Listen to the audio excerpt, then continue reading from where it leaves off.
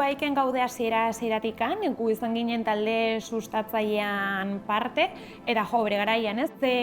Sortu, nola egituratu hau guztia, hori diseinatzen eta definitzen ibili ginen. Eta gero, ekintza puntual bezala, egia da, baikek antolatzen dituen hainbat ekitalditan, Euskal Herriko beste ekosistemako aktore oso garrantzitsuk ezagutzeko aukera izan deula.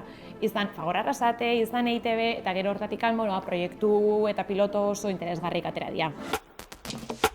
Guretzako hitz garrantzitsuna zuk bea esan duzu, ez da, sare bat. Azkenen, ohituta gaude bakarka jutea, eta baikek nolabait puntu guzti konektatze ditun sare hori osatze du, ez?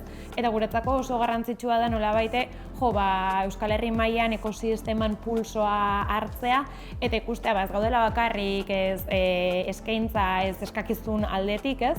Eta nolabait irudia handia izatea. Nire ustez lehenengo da adimen artifiziala hitza ezagutaraztea, ez? Euskal Herri mailan bertatik bertakoa eta euskera, baita. Orduan, hori guretzat oso garrantzitsua da.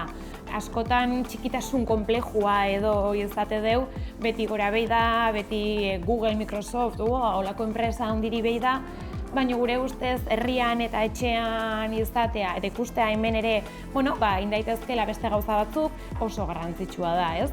Eta horregatikan, baita erakusleio handi bat, hemen bertan garatzen nahi dian teknologia, irtenbide eta enpresa hauena.